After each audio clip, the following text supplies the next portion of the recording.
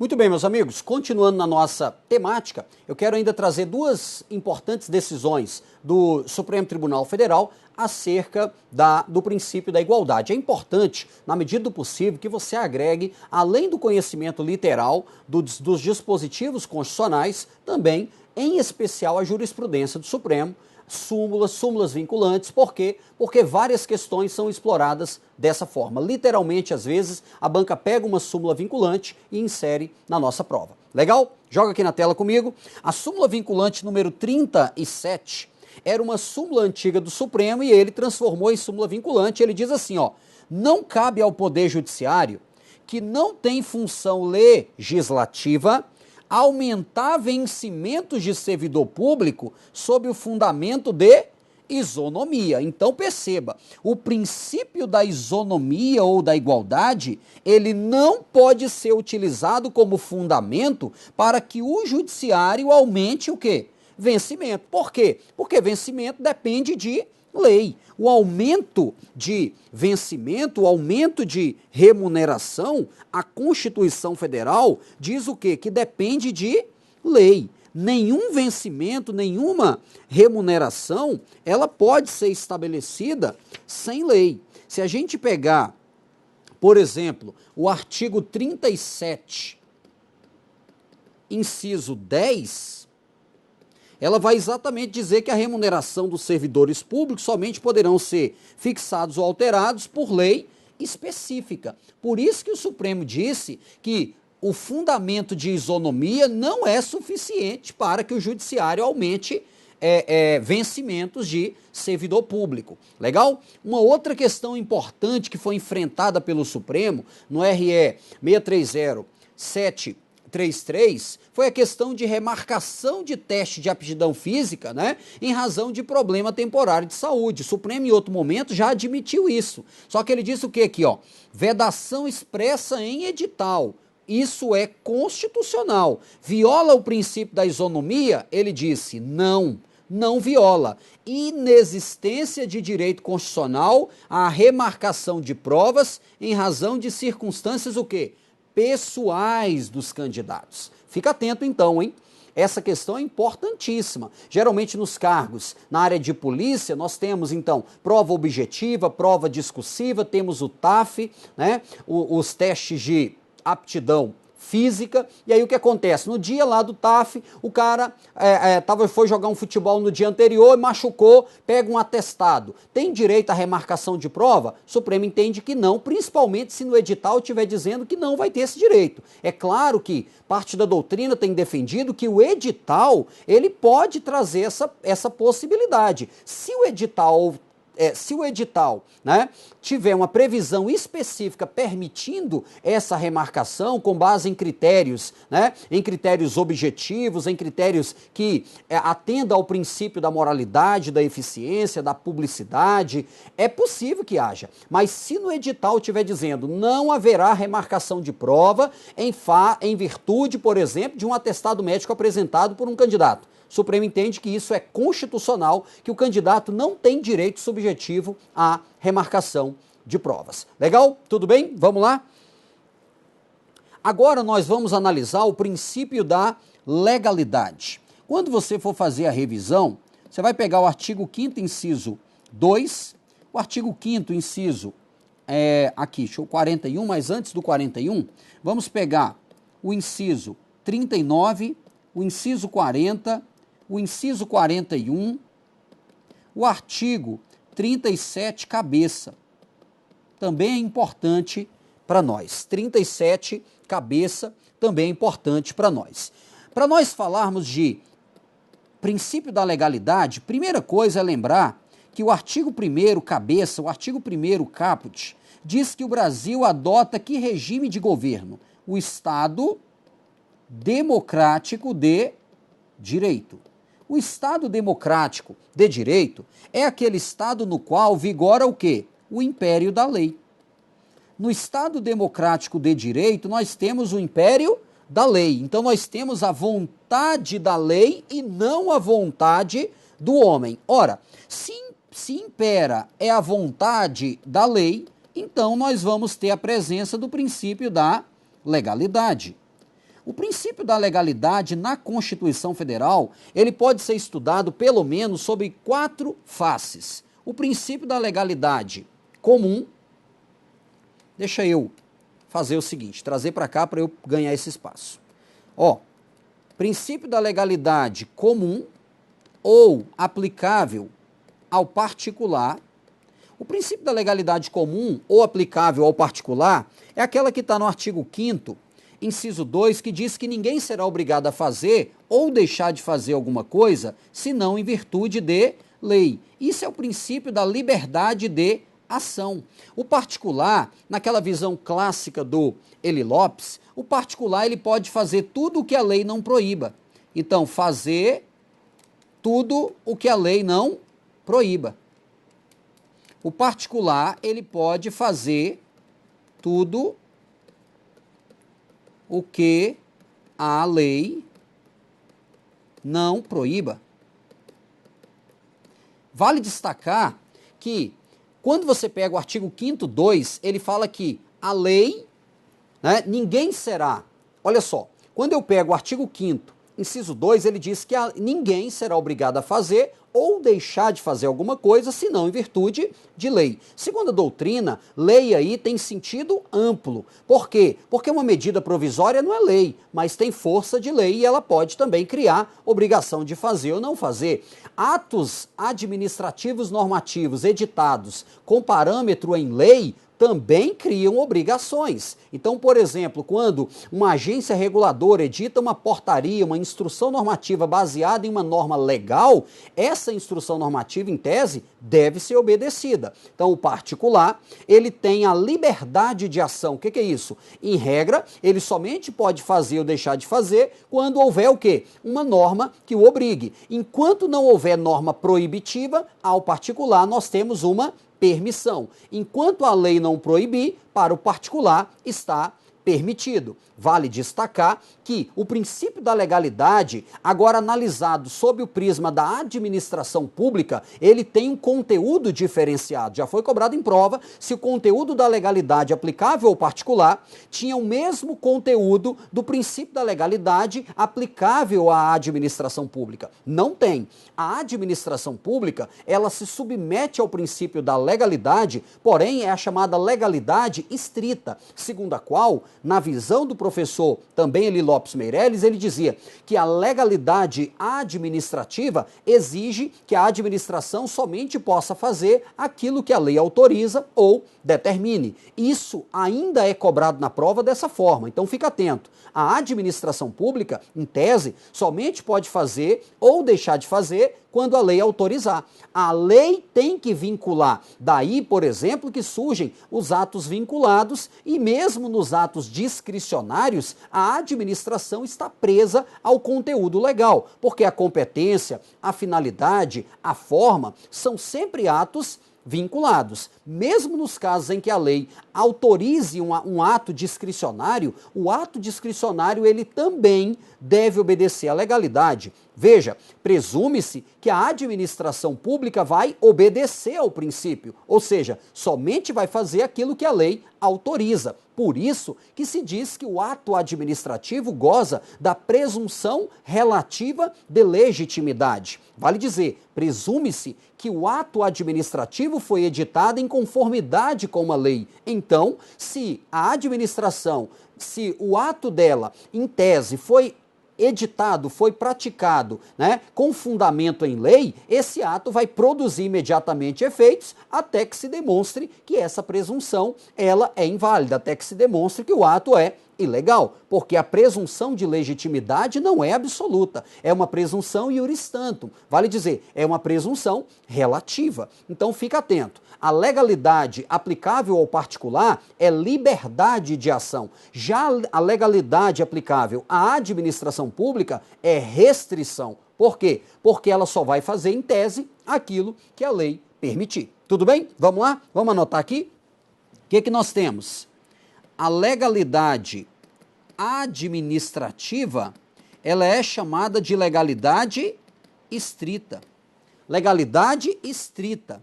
Essa legalidade estrita está previsto aqui, ó, entre os princípios da administração pública. Por causa dessa legalidade estrita, é que nós temos a ideia, como eu disse, da presunção de legitimidade.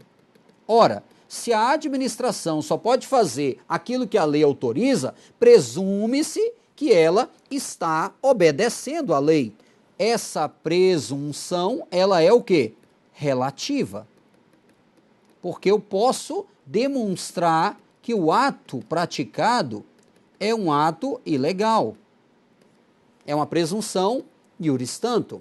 A legalidade administrativa, então, ela deve obedecer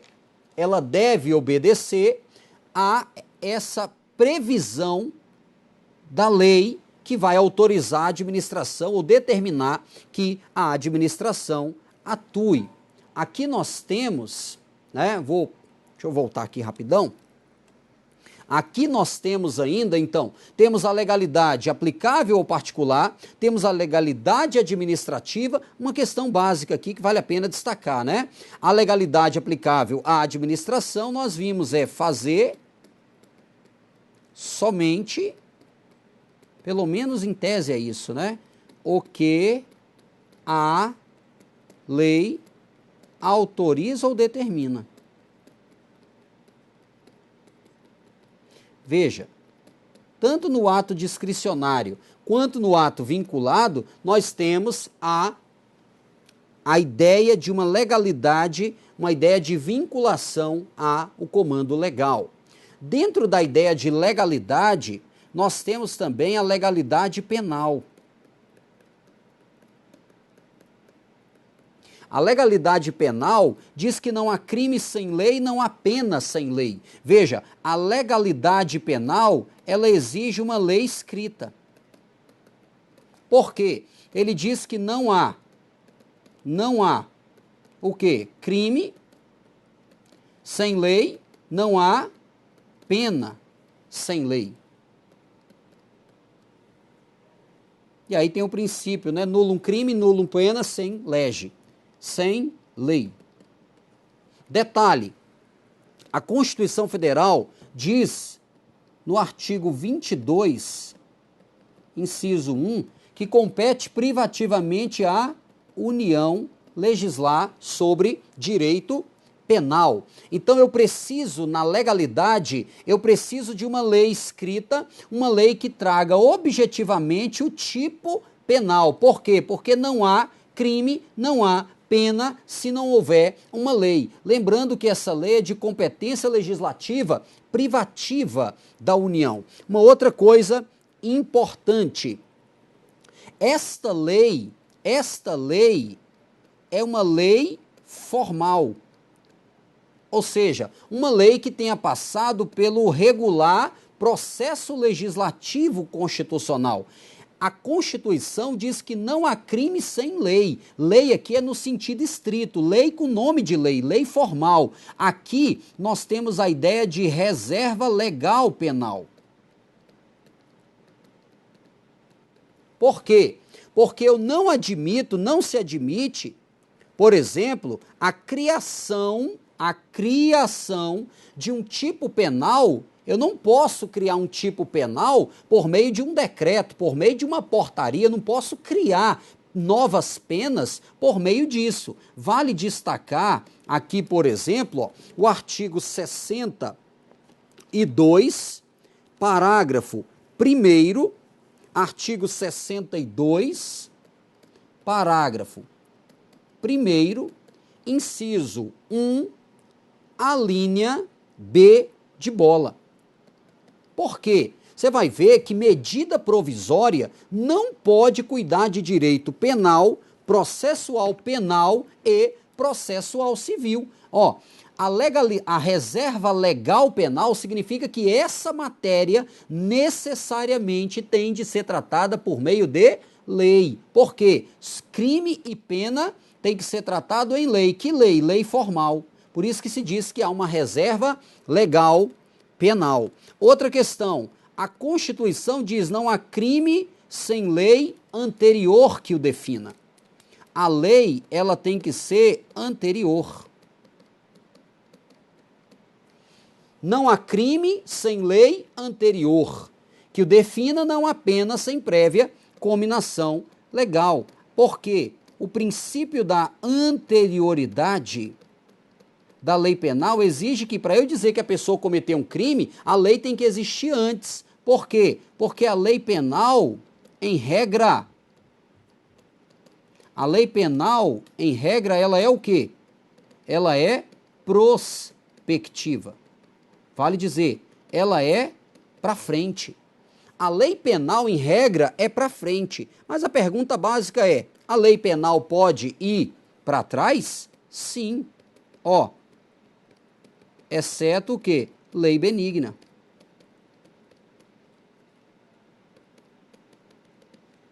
A Constituição diz o quê? Diz que a lei penal não retroagirá, salvo para beneficiar. E aí vale destacar o artigo 1º, o artigo 2º do Código Penal, que eles vão ao encontro dessa ideia de legalidade penal, de anterioridade. Isso você tudo vai encontrar nos artigos introdutórios do Código Penal. Então eu tenho que o princípio da legalidade penal exige uma lei escrita, porque eu não posso, por exemplo, usar analogia para incriminar, né? Que é chamada analogia em malam partem. Eu não posso fazer isso. A lei ela é formal, é o princípio da reserva legal penal. Veja que medida provisória não pode cuidar de direito penal.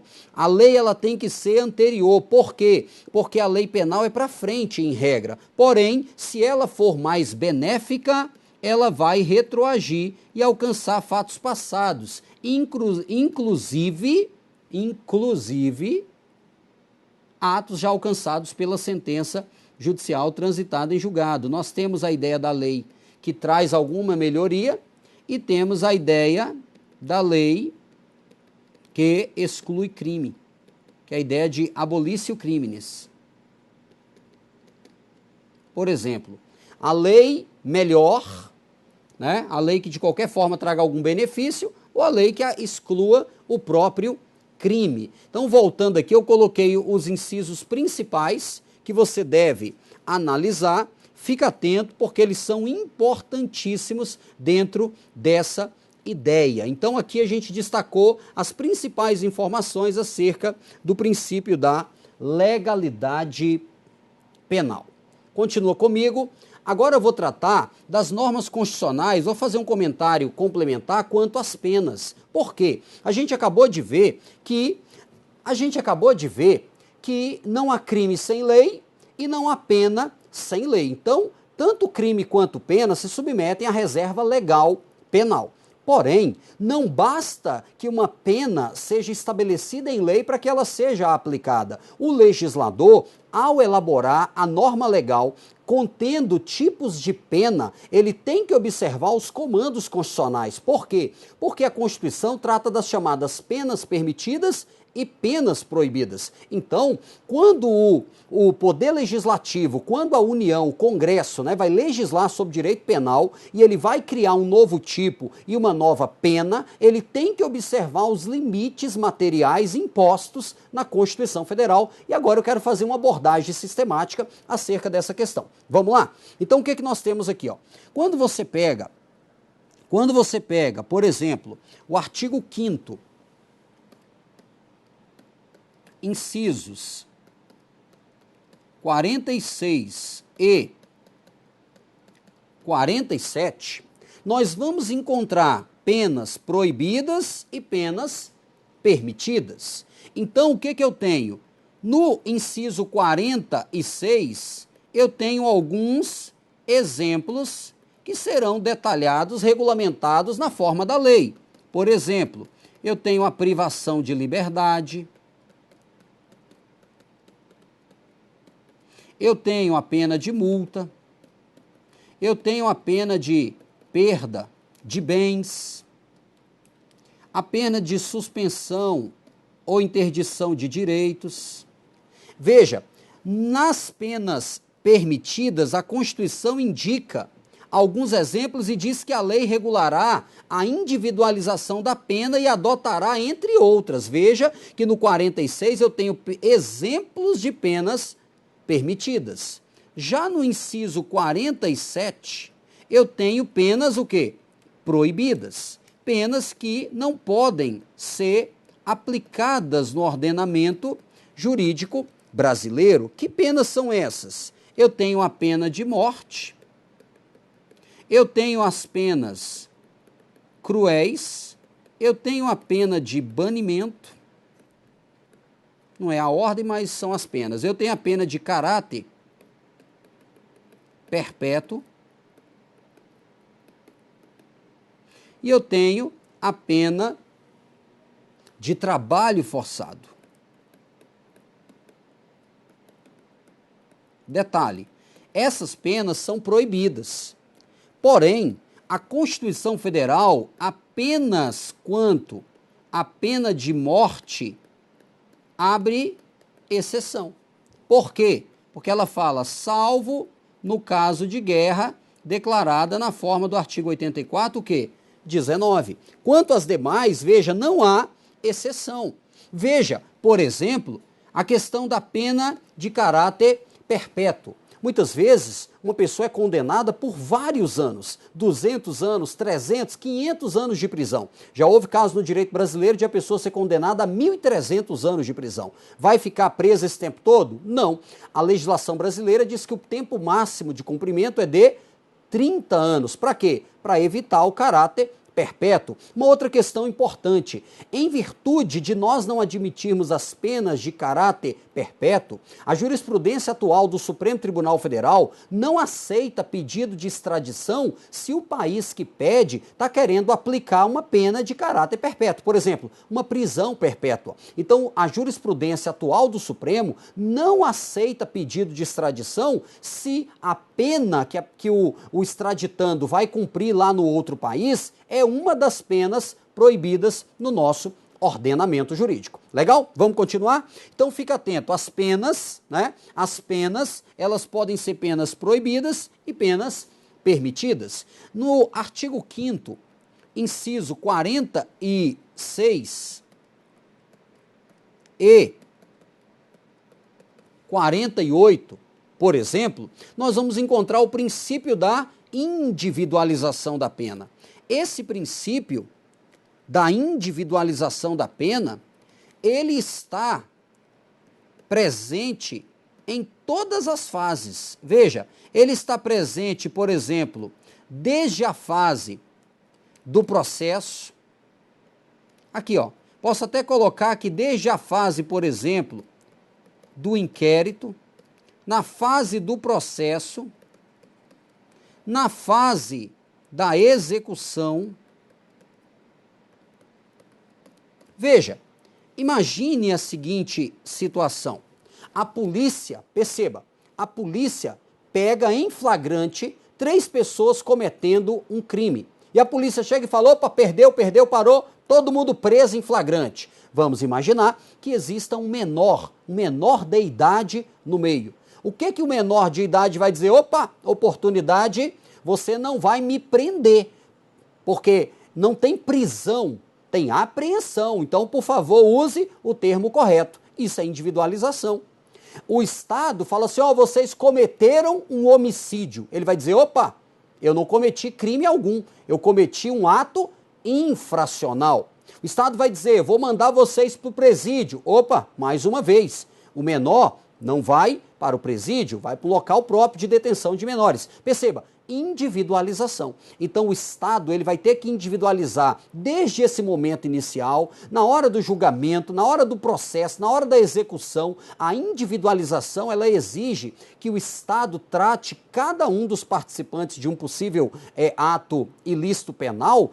Cada um vai ser tratado isoladamente, cada um vai ser tratado individualmente. Aí a Constituição diz, por exemplo, né, que a prisão será cumprida em estabelecimentos distintos, conforme a natureza do delito, conforme o sexo, conforme a idade, tudo isso é individualização. Veja que o Supremo Tribunal Federal declarou a inconstitucionalidade do artigo 2º da Lei dos Crimes Hediondos. Por quê? Porque ela vedava a progressão de regime. E aí o Supremo entendeu que é inconstitucional no julgamento de um habeas corpus, porque ele dizia, quando a lei proíbe, né? De forma geral, a progressão, ela não está analisando individualmente as condições de cada um dos presos. Então o Supremo disse o quê? Que o juiz da execução penal, em cada caso, vai ter que analisar as condições objetivas e subjetivas para verificar, mesmo num caso de um crime hediondo, se a pessoa tem ou não direito à progressão de regime. Isso é a aplicação prática do princípio da individualização da pena. Além desse, o artigo 5º, inciso 45, fala do princípio da personalidade da pena, princípio da intransmissibilidade da pena. O que é isso? Diz o artigo 5º, 45, que nenhuma pena passará da pessoa do condenado. A pena criminal é pessoal. O Supremo, por exemplo, já enfrentou um caso em que o juiz autorizou que uma pessoa cumprisse uma medida, uma prestação de serviços à comunidade, uma questão penal. O juiz autorizou que a pessoa se substituísse por outro. O Supremo entendeu que isso é inconstitucional. Por quê? Porque a pena criminal é pessoal. Porém, a Constituição, no artigo 5º, inciso 45, diz que a obrigação de reparar o dano civil, esta pode ser estendida aos sucessores até o limite do valor do patrimônio transferido. Veja, a pena criminal, ela é intransmissível, ela não vai além da pessoa do condenado, pelo menos juridicamente, né? Nós não estamos aqui fazendo análise